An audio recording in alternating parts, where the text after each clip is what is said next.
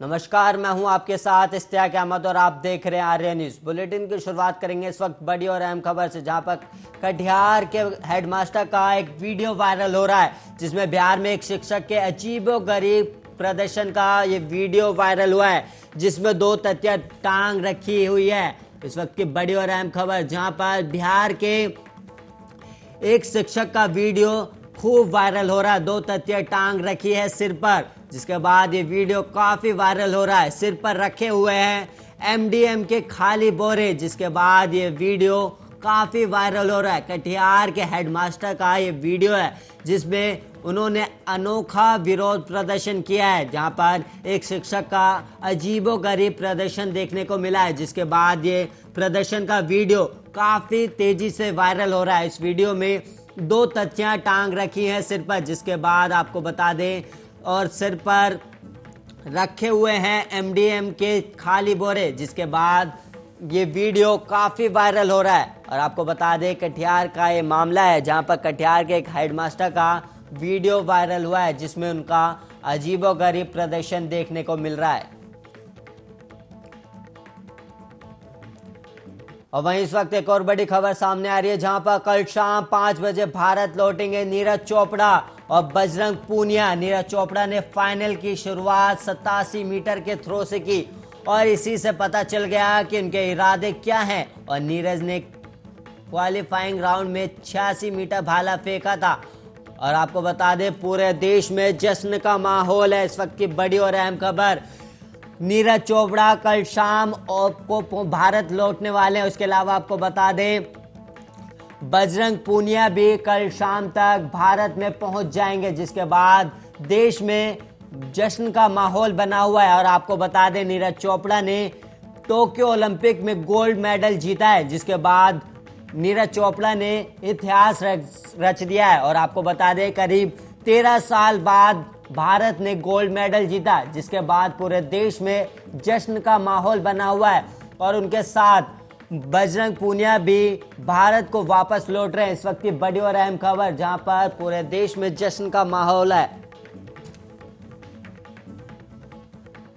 और वहीं बढ़ते हैं अगली खबर की ओर, जहां पर आपको बता दें, एक और खबर सामने आ रही है। इसके अलावा आपको बता दें, देश के कई राज्यों में व्यक्तिगत स्वर्ण पदक जीतने वाले दूसरे खिलाड़ी और पहले एथलीट बन गए नीरज कुमार। और नीरज चोपड़ा ने अपने दूसरे प्रयास में 87.58 मीटर की दूरी के साथ पहला स्थान हासिल किया है, और 86 मीटर के साथ चेक गणराज्य के याकोब वाल्डेज दूसरे स्थान पर रहे, जबकि उनके ही देश के विटेस्लाव वेस्ली को 85 मीटर के साथ कांस्य मिला। और टोक्यो ओलंपिक में स्वर्ण पदक जीतने के बाद भाला फेंकने के एथलीट नीरज चोपड़ा ने कहा, यह अविश्वसनीय है, मेरे और देश के लिए गौरवशाली क्षण है। और 23 साल के चोपड़ा ने आगे कहा कि विश्वास नहीं हो रहा कि पहली बार है जब भारत ने एथलेटिक्स में स्वर्ण पदक जीता, इसलिए मैं बहुत खुश हूं। और हमारे पास अन्य खेलों में ओलंपिक का एक ही स्वर्ण है। ये पूछने पर भी क्या वह स्वर्ण पदक जीतकर हैरान थे, जिसमें जर्मनी के महान एथलीट योहानेस वेटर भी शामिल थे। उन्होंने कहा, क्वालिफिकेशन राउंड में मैंने काफ़ी अच्छा थ्रो फेंका था, इसलिए मैं जानता था कि मैं फाइनल में बेहतर कर सकता हूं, लेकिन नहीं जानता था कि यह स्वर्ण होगा, और मैं बहुत खुश हूं। नीरज चोपड़ा एक भारतीय ट्रैक और फील्ड एथलीट प्रतिस्पर्धा में भाला फेंकने वाले खिलाड़ी हैं, और वो मूल रूप से हरियाणा के पानीपत के रहने वाले हैं। अंजू बॉबी जॉर्ज के बाद किसी विश्व चैंपियनशिप स्तर पर एथलीट्स में स्वर्ण पदक को जीतने वाले दूसरे भारतीय हैं। और नीरज ने 85.23 मीटर का भाला फेंककर 2017 एशियाई एथलेटिक्स चैंपियनशिप में स्वर्ण पदक जीता था, और 2016 के दक्षिण एशियाई खेलों में उन्होंने भारतीय राष्ट्रीय रिकॉर्ड की बराबरी करते हुए 82 मीटर तक भाला फेंककर स्वर्ण पदक जीता था। और नीरज ने 85.23 मीटर का भाला फेंककर 2017 में एशियाई एथलेटिक्स चैंपियनशिप में स्वर्ण पदक जीता। ऑस्ट्रेलिया के गोल्ड कोस्ट में संपन्न हुआ 2018 राष्ट्रमंडल खेलों में उन्होंने 86 मीटर भाला फेंककर स्पर्धा का स्वर्ण पदक अपने नाम किया था।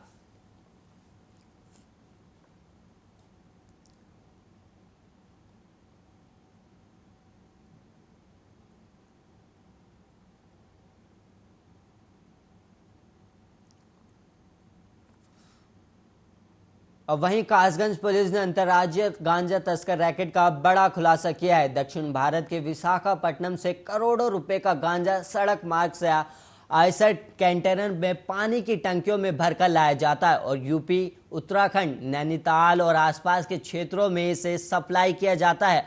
कासगंज पुलिस ने मुखबिर की सूचना पर गांजा तस्करी में लिप्त 3 आरोपियों को 16 किलो गांजे के साथ गिरफ्तार किया है, जिसकी बाजार में कीमत $2.25 करोड़ रुपए है। और कासगंज पुलिस ने शनिवार को अंतर्राज्यीय गांजा तस्कर के बड़े रैकेट का खुलासा किया है और इनका नेटवर्क काफी बड़ा था। और गिरफ्तार आरोपियों ने बताया कि बरेली में दादा ठाकुर नाम के व्यक्ति को यह सप्लाई देनी थी और कासगंज जनपद की सहावत थाना पुलिस और एसओजी ने अयास कंटेनर में पानी की टंकी में छिपाकर तस्करी कर ले जा रहे $2.25 करोड़ की कीमत सहित गांजा तस्कर देवत कमल और विष्णु को सहावर के चांडी तेराई से गिरफ्तार किया है। और इस गिरफ्तारी के लिए पुलिस ने बाकायदा मुखबिर की सूचना पर जाल बिछाया था। दक्षिण भारत के विशाखापट्टनम से तस्करी कर लेकर उत्तर प्रदेश, नैनीताल, उत्तराखंड में ये लोग गांजा की सप्लाई देने का काम करते थे।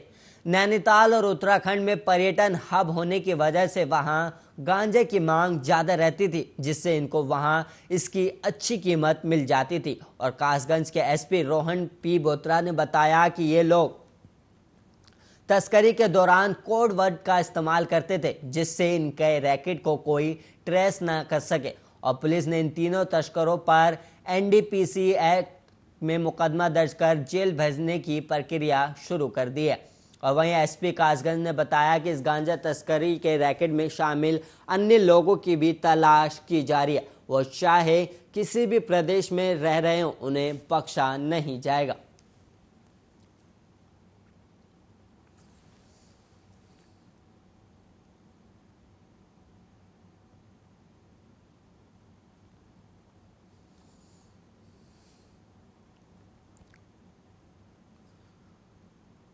और वहीं शर्लिन चोपड़ा से मुंबई की क्राइम ब्रांच ने शुक्रवार को राज कुंद्रा केस में 8 घंटे तक पूछताछ की और इस मामले में शर्लिन ने कई बड़े खुलासे भी किए। उन्होंने शिल्पा शेट्टी को लेकर भी बड़ा बयान दिया है। इससे पहले शर्लिन चोपड़ा को प्रॉपर्टी सेल विभाग ने 160 सीआरपीसी के अंतर्गत समन भेजा था और शर्लिन ने राज कुंद्रा के कारोबार में शिल्पा शेट्टी के शामिल होने की बात कही है।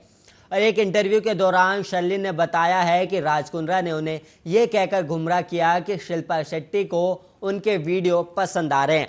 और शर्लिन ने कहा कि राज मेरे मेंटोर थे, उन्होंने मुझे ये कहकर गुमराह किया कि जो भी मैं शूट कर रही हूँ वह ग्लैमर के लिए। और शर्लिन ने बताया कि राज कुंद्रा ने उन्हें उनसे कहा था कि शिल्पा शेट्टी को उनके वीडियोज और फोटोज पसंद आ रहे हैं और उन्होंने मुझे विश्वास दिलाया था कि सेमी न्यूड और पोर्न कैजुअल है, हर कोई करता है, तो मुझे भी इसे करने में कोई समस्या नहीं होनी चाहिए।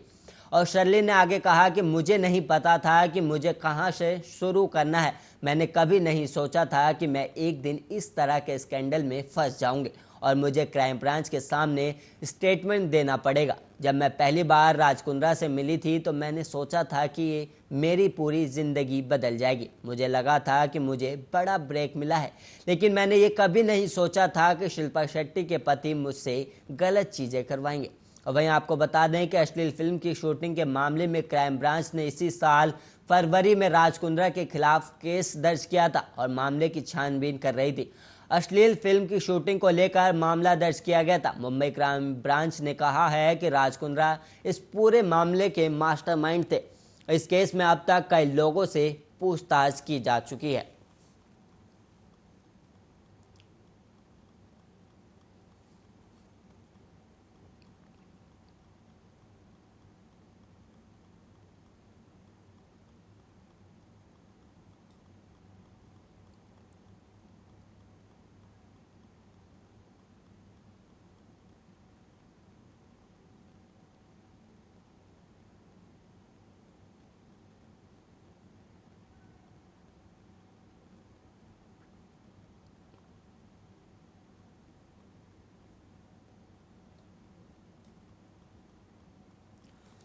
शर्लिन चोपड़ा का राज कुंद्रा केस पर बड़ा बयान सामने आया। उन्होंने कहा कि उन्हें राज कुंद्रा ने बहला फुसला कर इसमें फंसाया है। और आपको बता दें, उन्होंने स्टेटमेंट भी दिया है कि उन्होंने कहा कि शर्लिन ने कहा कि राज कुंद्रा के कारोबार में शिल्पा शेट्टी के शामिल होने की भी बात कही है, जिसे लेकर अब ये मामला और काफ़ी पेचीदा होता जा रहा है। और वहीं आपको बता दें, शर्लिन चोपड़ा से मुंबई की क्राइम ब्रांच ने करीब 8 घंटे की पूछताछ की और उन्होंने शिल्पा शेट्टी को लेकर भी बड़ा बयान दिया। शर्लिन ने कहा कि इस रैकेट में शिल्पा शेट्टी के होने की भी संभावना है, जिसे लेकर अब मुंबई क्राइम ब्रांच अब अलग तरीके से भी जांच करने वाली है। और वहीं आपको बता दें, करीब फरवरी में करीब राज कुंद्रा पर मुंबई क्राइम ब्रांच ने केस दर्ज किया था, जिसके बाद उनकी इस केस की जांच पड़ताल की जा रही थी, जिसके बाद ने कुछ महीनों पहले राज कुंद्रा को गिरफ्तार भी किया और उनके कई साथियों से पूछताछ भी की जा चुकी है। और वहीं इस वक्त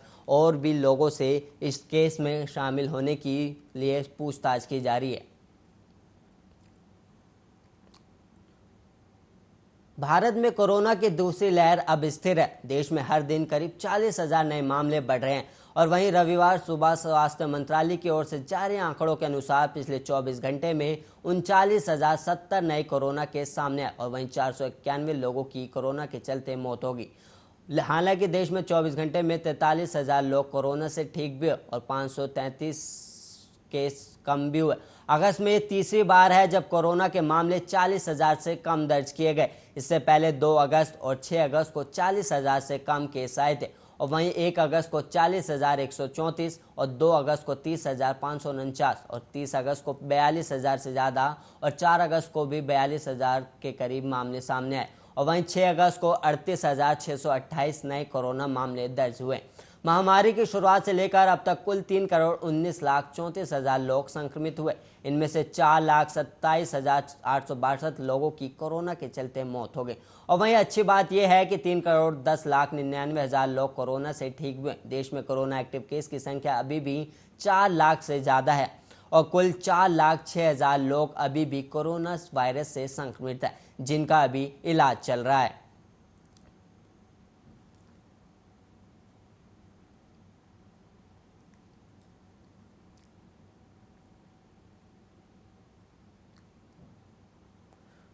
टोक्यो ओलंपिक के जेवलिन थ्रो इवेंट में नीरज चोपड़ा ने गोल्ड मेडल जीतकर इतिहास रच दिया। एथलीट्स में भारत की ओर से ओलंपिक मेडल जीतने वाले नीरज चोपड़ा पहले खिलाड़ी बने हैं और नीरज चोपड़ा के ये खास कारनामा करते ही उन पर इनामों की बारिश शुरू हो गई।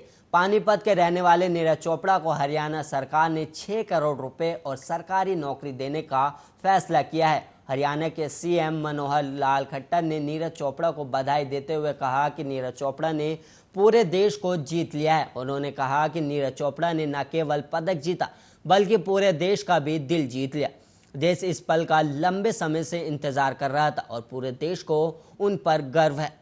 और वहीं हरियाणा सरकार ने ओलंपिक खेलों की शुरुआत से पहले ही ऐलान कर दिया था कि हरियाणा का जो भी खिलाड़ी ओलंपिक गोल्ड जीत कर लाएगा उसे 6 करोड़ रुपए दिए जाएंगे। नीरज चोपड़ा को हरियाणा सरकार ने ग्रेड ए की नौकरी देने का वादा भी किया है। इसके साथ ही पंचकुला में फ्लैट खरीदने पर भी सरकार नीरज चोपड़ा को रियायत देगी।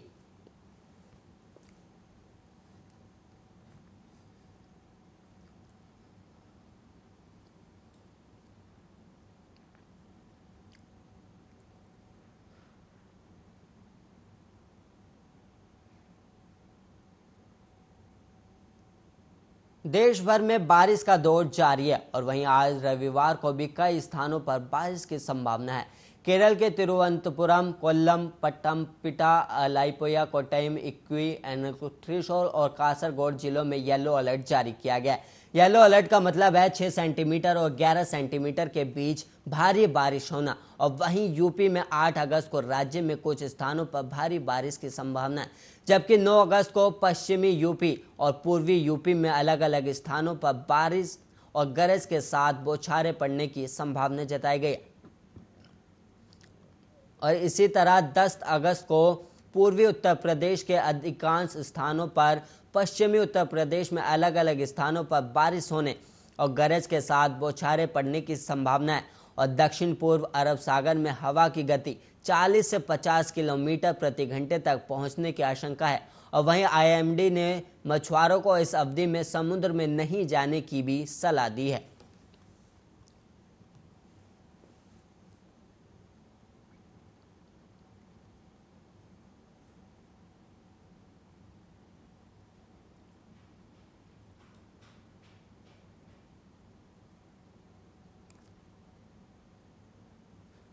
दिल्ली के सरकारी स्कूलों में पढ़ने वाले प्रत्येक बच्चे के भीतर देशभक्ति और राष्ट्रीयता की भावना पैदा करने के लिए राज्य शैक्षिक अनुसंधान एवं प्रशिक्षण परिषद की शासकीय निकाय ने शुक्रवार को देशभक्ति पाठ्यक्रम की शुरुआत करते हुए और रूपरेखा को अंगीकार कर लिया है। देशभक्ति पाठ्यक्रम मौजूदा शैक्षणिक सत्र से दिल्ली के सभी सरकारी स्कूलों में लागू किया जाएगा।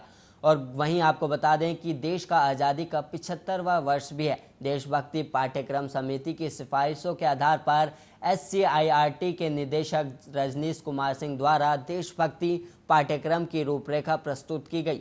और दिल्ली के उप मुख्यमंत्री मनीष सिसोदिया ने कहा, यह जरूरी है कि हम अपने मूल्यों और कार्यों के बीच की खाई को कम करें और यह सुनिश्चित करें कि समानता, बंधुत्व और न्याय के संवैधानिक आदर्शों का पालन बच्चे अपने दैनिक जीवन में भी करें।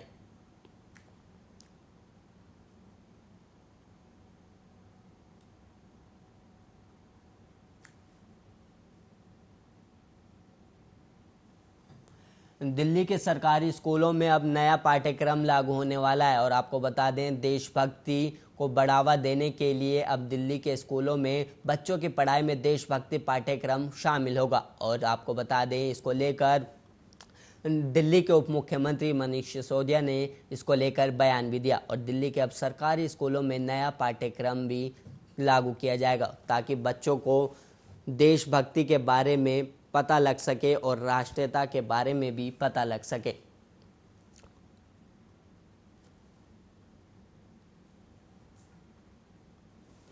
वहीं आपको बता दें, इस देश को आज़ाद हुए इस साल 75वां साल है, जिसके बाद अब दिल्ली के सरकारी स्कूलों के लिए बड़ा फैसला सामने आया है, जहां पर अब दिल्ली के सरकारी स्कूलों में नया पाठ्यक्रम लागू होगा। और वहीं लोगों के मन में देशभक्ति पैदा करने और देश में पढ़ाई में देशभक्ति पाठ्यक्रम शामिल करने के लिए ये कदम उठाया गया है।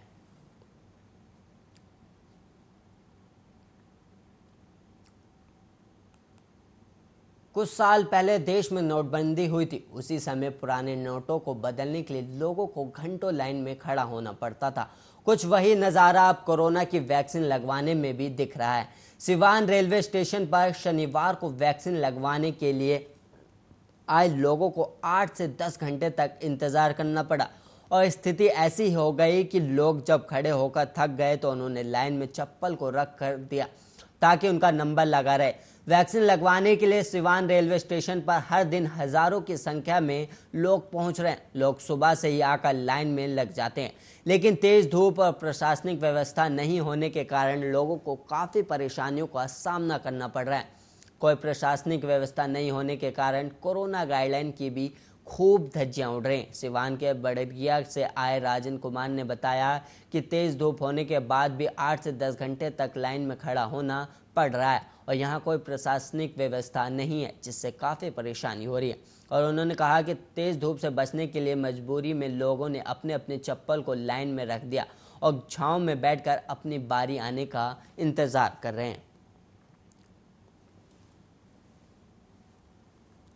अब वैक्सीन को देश में जहां एक तरफ केंद्र सरकार वैक्सीनेशन पर जोर दे रही है, तो वहीं एक ऐसा मामला भी सामने आ रहा है जहां पर लोगों को वैक्सीन के लिए करीब 8 से 10 घंटे तक का इंतज़ार करना पड़ा। और वहीं आपको बता दें, ये मामला सिवान के रेलवे स्टेशन का है, जहां पर लाखों लोग लाइन में लगे रहते हैं, लेकिन उसके बावजूद लोगों को वैक्सीन नहीं लग रही है। और वहीं आपको बता दें, एक स्थानीय लोगों ने वहाँ का बताया कि करीब सुबह से ही लोग लाइन में लगे रहते हैं, लेकिन उसके बावजूद लोगों को वैक्सीन नहीं मिल पाती।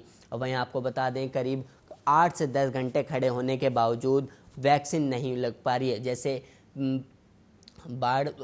सिवान रेलवे स्टेशन पर हर दिन हज़ारों की संख्या में वैक्सीन लगवाने के लिए लोग पहुंच रहे हैं, लेकिन इसके बावजूद प्रशासनिक व्यवस्था की कमी के कारण लोगों को वैक्सीन नहीं लग पा रही। और आपको बता दें, करीब 8 से 10 घंटे लोगों को लाइन में लगना पड़ रहा है। और वहीं धूप में लोगों को लाइन में लगना पड़ रहा है। और वहीं आपको बता दें कि धूप से बचने के लिए लोग वैक्सीनेशन सेंटर के बाहर अपनी चप्पलें रख कर लाइन लगा रहे हैं, जिससे कि लोगों को काफ़ी परेशानियों का सामना करना पड़ रहा है।